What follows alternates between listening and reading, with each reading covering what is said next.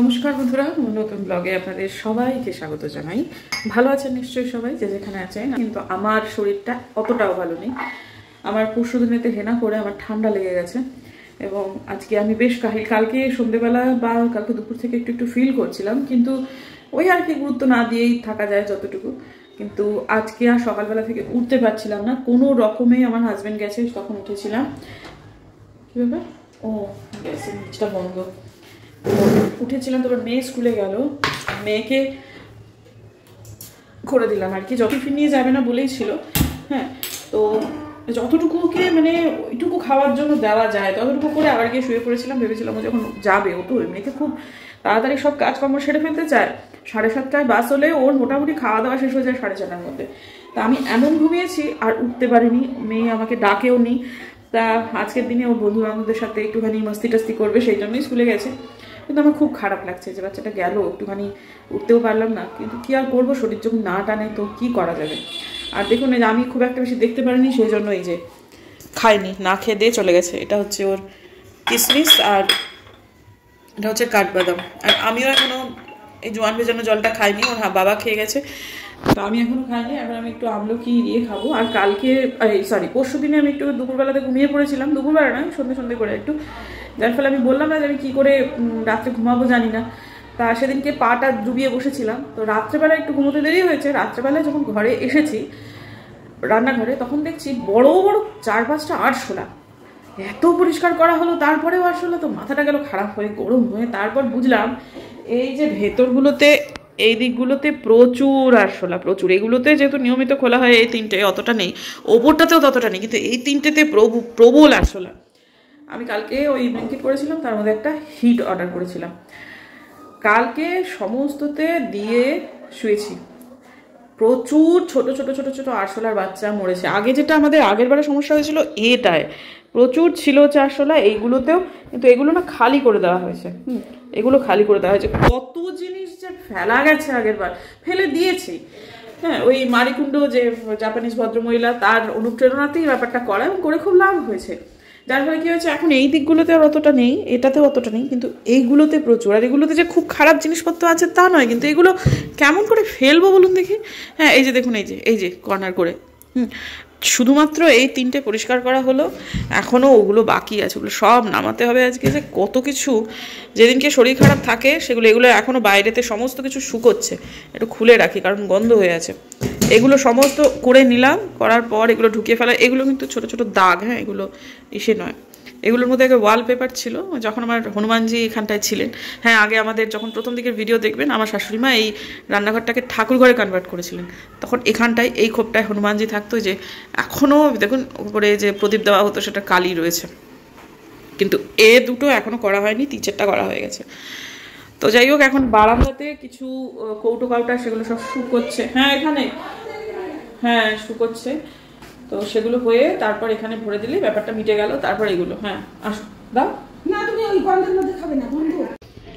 আলপনা নিয়ে এলো রুটি আর আলু ভাজা, জল খাবার। সব কাজ মিটে যাওয়ার পর তারপর তুমি আসলা, এগুলো সব ক্লিন হলো, পরিষ্কার হলো। কত আরশোলা বাড়াইলো কালকে, আরশোলার বাচ্চা। হ্যাঁ, বাচ্চা দিয়ে ফ্লোরটা নিচটা পুরো কালো হয়ে গেল, মানে এত বেড়েছে। হ্যাঁ, এই যে এগুলো খোলা হয়, কিন্তু এই 3টে তো খোলা হতো না। আর যতবার করে আরশোলাগুলো বেরোচ্ছে ফ্লোরে, আমি ফুসফুস করতে করতে পেছন পেছন যাচ্ছি, ওই যে ওইখানে এখনো রাখা আছে। তারপরে পুরো ফ্লোরটা একদম খারাপ হয়েছিল। এক্ষুনি মামুনি 2বার করে মুছলো, একবার লবণ দিয়ে, তারপর সার্ফ দিয়ে। না, আবারও মুছবে ভাই, ওষুধ দেওয়া হয়েছে না। তুমি তোমার মাটিতে বসে কত তরকারি কাটবে, তখন আমার কেলেঙ্কারি হয়ে যাবে না। যত ছিল বেশিরভাগ নিচে ফ্লোরেতেই আমি মানে স্প্রে করেছি। এক একটা করে পালাচ্ছে আর আমি পেছন পেছন স্প্রে করতে করতে পালাচ্ছি। কালকে সার্কাস করেছি সত্যি কাটা। মাসি অনেক কিছু ড্রিঙ্ক খেয়ে ফেলেছি, রুটি আলু ভাজা খেয়ে ফেলেছি। আলপনা দিয়ে নিচে থেকে হঠাৎ চাটা দিয়ে গেল, তুমি আমাকে একটু লেবু দিয়ে অল্প একটু মরিচ দিয়ে চাটা করে নিয়ে দাও একটু, জাস্ট এটা এখনই হয়েছে। লেবু দিলে কিন্তু খুব গরম কষকষা দেওয়া লাগে না। নিচে আছে, নিচে গাছেও কয়েকটাই আছে, সব না পড়েছিল কালকে, বললো আলপনা দিয়ে আছে নিচেতে আছে, দেখো। না, লেবু ছাড়া আমি খাবো না। হ্যাঁ, খালি আজকে আর খুব একটা সকালবেলা উঠে খুব ঘোরদৌড় হয়ে গেল। আমি প্রথমে একলা একলাই শুরু করেছিলাম, অনেকটা করেও ফেলেছিলাম, তারপর আলপনা দিয়ে এসে হাত লাগালো, আমি আলপনা দিয়ে মিলে ধরাধর হয়ে গেল জলখাবারটা খাওয়ার পর আর কি। বেশিক্ষণ লাগলো না, 4 হাতে কাজ করলে বেশিক্ষণ লাগে না। খারাপ লাগছে যে ডাম্বেলটা কালকেই কিনলাম, আজকে খুব ইচ্ছা ছিল সকালবেলায় ডাম্বেলটা নেব। 1 কিলো ডাম্বেল আছে আমার, খুব একটা হচ্ছিল না হচ্ছে, কিন্তু এবার একটু ওজনটা বাড়াতে হয় আর কি, সেই জন্য। কিন্তু দেখুন আজকেই কেমন পপাচ্চা হয়ে গেলাম। মিনামাসি গেছে নিচে লেবু আনতে, হয়তো গাছ থেকেই পেরে আনবে। এসে যে কাজটা কোনো কিছু না তাকিয়ে করে ফেলে সেটা হচ্ছে আমার ব্রাউন রাইসটা বসিয়ে দেয়। কতবার করে বলেছি হাঁড়ি কিনেছি, হাঁড়িতে করবে ভাত, করবেই না আসলে। একদম একটুখানি চাল মানে মিনামাসির হাতের 1 মুঠ, সেটা নাকি হাঁড়িতে দিলে খুঁজে পাওয়া যাবে না। এখন অত ছোটো হাঁড়ি কোথায় বা পাবো, সব থেকে ছোটোটাই তো নিয়ে এসেছি, ওই যে সেটা হচ্ছে ওটা। কিন্তু কিছু করার নেই, মিনামা সেটা কিছুতেই হাঁড়িতে করবে না। 2খানা হাঁড়ি কেনা হয়েছে, করলেই হয়। আর একটা ছোটো হাঁড়ি দেখতে হবে আমাকে। ভাত সবসময় হাঁড়িতেই করা উচিত, এটা তো সুবিধেও হয়। আর তাছাড়া এটা ছোট্ট একটা ডালের বাটি, কিন্তু মানে ডালের বাটি মানে ডাল রাখবার বাটি, এই যে এইটুকু। ঠিক আছে, ছোট দেখে একটা হাঁড়ি নিতে হবে। চাল এত বড় হাঁড়ি, অত বড় হাঁড়ি? দেখো তো হাঁড়িটা কত বড়। ওইটা অত বড় হাঁড়ি? তাহলে একটুখানি হাঁড়ি। হ্যাঁ একটুখানি হাঁড়ি। তোমার তলায় একটা হাঁড়ি, আমি 2টো হাঁড়ি কিনেছি ওই জন্য, তলায় একটা আছে। আধা কেজি চাল ধর এটাতে, আর সেই রান বলি একটু চাল, আর এত বড় একটা হাঁড়ি বসাই দিয়ে ওই জাল দিতে দিতে দিতে জল দিয়ে। তাহলে খেলনা বাটি একটা হাঁড়ি কিনে আনবো। হ্যাঁ খেলনা বাটি একটা ছোট একটা হাঁড়ি পাওয়া যায় না, ওইগুলো নিয়ে আসো, তাতে ভালো হবে। আমার তো ছোট ছোট 2টা হাঁড়ি আছে। কোথা থেকে কিনেছিলে? একটা বিহার থেকে কিনে নিয়ে আইছিলাম, ওর বাবাই কিনে আনছিল। আবার একটা চুল দিয়ে নিছি। চুল? আচ্ছা ঠিক আছে, আমার তো চুল নাই মাসি, কি দিয়ে যে কিনি। আরে মার্কেটে গেলে অত বড়, ওইটাই ছিল সব থেকে বড়। ছোট ছোট ছোট কত ছোট ছোট হাঁড়ি পাওয়া যায়, তাই না? তাহলে যাবো দেখি। আর দেখো ওইটুক চালে ভাত, আমি অত বড় হাঁড়ি বসাবো, জল শুকাবে আবার জল দাও, জল শুকাবে আবার জল দাও, আন্দাজ পাবো না না। আচ্ছা ঠিক আছে। পুজো হয়ে গেছে, গাছগুলোকে দেখতে এলাম, সুন্দর লাগছে দেখতে। আর কালকে আপনাদের সাথে হঠাৎ করে কথাটা বলতে গিয়ে ওই ব্লিঙ্কিটের কথাটা আর কি, যে আমার টাকা ওই 20 টাকা বা 25 টাকা আমি কালকে বেশি খরচা করে ফেলেছি জাস্ট ল্যাব খেয়ে। তা আজকে শরীরের সিচুয়েশন যা, সেটা যদি কালকে থাকতো, কালকে আমার শরীর একটু খারাপ করছিল, তবে তেমন কিছু না যে বেরোতে পারতো না আর কি। কিন্তু আজকের মতো অবস্থা থাকলে হয়তো ব্লিঙ্কিট করতে হতো। কিন্তু ওই যে কথাটা বলেছি আপনাদের, এবং ওই কথার পরেই আমার মাথায় একটা ঢুকে গেছে এটা, যে না এবার থেকে একটু ছোটো ছোটো করে সেভিং করতে হবে। এই ছোটো ছোটো টাকাগুলো সেভ করার ব্যাপার, যেটা এমনিতে প্রতি শতখান সেভ করছে সেটা তো তার ব্যাপার, কিন্তু এইভাবে সাংসারিক ছোটোখাটো খরচা থেকে একবার দেখতে চাই না 2026-এ এই ছোটো সেভিং করে আমি কত টাকা জমাতে পারি। এটা যদি মাথায় ঢুকে যায়, ওই যে দিদির কথা বলছিলাম মুনমুনদি, সেই দিদি যিনি অনেক টাকা সেভ করেছিলেন, তার সারা বছর ধরে না এটা একদম তার মাথায় ঢুকে গেছিলো যে তাকে সেভ করতেই হবে। বুঝতে পেরেছিল যে হাজব্যান্ড ওইভাবে তো জীবন চলবে না একেবারে, সেই জন্য সেটা তার মাথায় ঢুকে গেছিলো জন্য অতগুলো টাকা থেকে সেভ করতে পেরেছিলেন। এখন ভুলে গেলে তো চলবে না যে আমি করছি, হঠাৎ করে আমার কনসিস্টেন্সি ব্রেক হয়ে গেল, আমি ভুলে গেলাম যে আমাকে সেভিং করতে হবে। সেরকম করলে চলবে না, করতে হবে যে আমি সেভ করছি এবং আমাকে সেটা করতে হবে, যে কোনো কাজে আমাকে ধরে রাখতে হবে এই আর কি। দেখতে দেখতে একটা জিনিসও চোখে পড়লো, সেটা হচ্ছে এই জবা ইয়ে গাছটা একদম রোদ্দুর আসছে না, এটা এখানে থাকলে এটা ভালো হবে না। গাঁদা গাছে প্রচুর রোদ লাগে, এটাকে এখানেই দিতে হবে, নাহলে গাছটা পারফরমেন্স ঠিকঠাক হবে না। সবাই আমরা গাছটাকে গাল দেব, সেটা ঠিক না।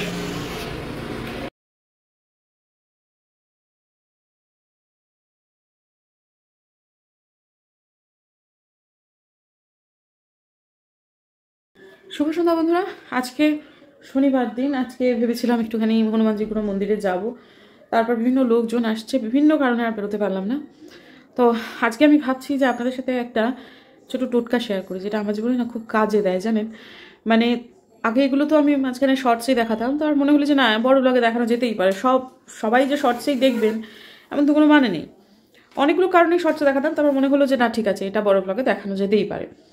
সেটা কি জানেন তো, যখন আপনি খুব ডাউন ফিল করবেন, খুব ডাউন ফিল করছেন, ভাল লাগছে না কিচ্ছু, মানে হঠাৎ করে কিছু একটা খারাপ বোধ করছেন, ভালো লাগছে না, শারীরিকভাবে নয় মানসিকভাবে মূলতই আর কি, এবং অবশ্যই মন শরীর দুটোই ওতপ্রোতভাবে জড়িত। যদি সেটা এমনি সাধারণ সময় হয়ে থাকে, যদি শনিবার মঙ্গলবার হয়ে থাকে তো খুবই ভালো কথা। যদি আরও বেশি করে ফিল করেন যে ঘরের আবহাওয়াটা ভারী হয়ে গেছে, কেন জানি না, কোনো কারণ নেই, খুঁজে পাচ্ছি না, একটা কাজ করবেন ছোট্ট করে। এটা না আমি আমার করে প্রচণ্ড লাভ পেয়েছি, সেই জন্যই আপনাদেরকে দেখাচ্ছি। সিম্পল কী করবেন চলুন তাহলে এবার জায়গা মতো গিয়ে দেখাচ্ছি। দুটো মাটির প্রদীপ নেবেন, দুটো নেবেন না, মানে অ্যাকচুয়ালি এটা বাথরুমে করার একটা ক্রিয়া, তা আমার তো ওপরে দুটো বাথরুম তাই দুটো নিয়েছি। যদি একটা বাথরুম হতো তাহলে একটা, আর দুটো বাথরুম তাই দুটোই দেখাচ্ছি। এর মধ্যে যেটা অলরেডি রয়েছে সেটা হচ্ছে ফিটকিরি। ফিটকিরির মধ্যে মেশাতে হবে হচ্ছে 4 থেকে 5টা দিয়ে দেবেন হচ্ছে ফুল দেখে লং। এখানে আমি 3টে দিলাম, যাই হোক 3টে করেই দিচ্ছি আপাতত।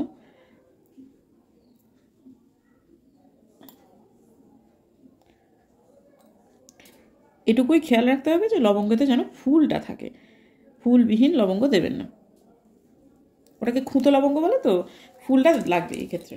আচ্ছা, তারপর একটা ইয়ের জন্য, প্রদীপের জন্য একটা করে তেজপাতা তো এরমভাবে দেওয়া যাবে না, ছোটো প্রদীপ দিয়ে এরমভাবে ছিঁড়ে দিতে হবে।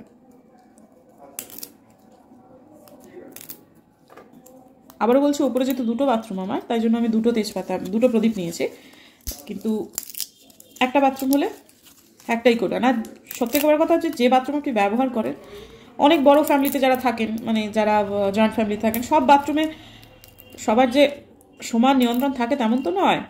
সে বাথরুমে নাই বা করলেন, কিন্তু যে বাথরুমটা আপনি ব্যবহার করেন সে বাথরুমে করবেন, তাতেও লাভ হবে, ইনফ্যাক্ট তাতেই বেশি লাভ হবে। তো এখন আপাতত ওপরের দুটো বাথরুম আমি কন্ট্রোল করতে পারবো, তাই ওপরের দুটো বাথরুমে এই যে এরকম করে আমি তেজপাতা দিয়ে দিলাম। দিয়ে দেওয়ার পর প্রত্যেকটাতে দিয়ে দেবো হচ্ছে 3টে করে কর্পূর। এটা 3টে কোনো নিয়ম নেই, 3টে হলে তাড়াতাড়ি সুন্দরভাবে জ্বলে যাবে। তারপর কী করতে হবে জানেন তো, এটা বাথরুমে নিয়ে গিয়ে একটা নিরাপদ জায়গায় রেখে দিতে হবে, রেখে এটাতে আগুন ধরে দিতে হবে, দিয়ে ঘর থেকে বেরিয়ে আসতে হবে, দরজাটা বন্ধ করে দিতে হবে। এটা নিজের মতো করে জ্বলবে, জ্বলে তারপর সেখান থেকে একটা ধোঁয়া বেরোবে। ধোঁয়া বেরোনো যতক্ষণ পর্যন্ত এটা ধোঁয়া বেরোবে ততক্ষণ পর্যন্ত এটা একটুখানি দেখতে হবে যে বাথরুমে যেন কেউ না ঢোকে, মানে এটা মোটামুটি ঠান্ডা হয়ে যাবে, ওই ধরুন মিনিট 15 মতো লাগবে। তারপর আপনি হঠাৎ করে দেখবেন বাড়ির পরিবেশ বদলে গেছে, আপনার মন অনেক বেশি ভালো হয়েছে। করে দেখবেন, হবেই। কালকেই নয় করে দেখুন, সব থেকে ভালো হয় শনি মঙ্গলবার করলে। কিন্তু আমাদের মন খারাপ বলুন বা হঠাৎ করে ঘরের আবহাওয়াটা বদলে যাওয়া, নেতিবাচক হয়ে যাওয়া কোনো কারণ ছাড়া, এটা তো দিনক্ষণ দেখে আসে না। যেদিনই হোক সেদিনই করবেন, দেখবেন এটা করলে আপনার উপকার হবে। হঠাৎ ফ্রেশ ফিল করবেন, অনেক বেশি লাইট অনুভব করবেন। চলুন তাহলে এটাকে এবার আমি চালিয়ে দিই।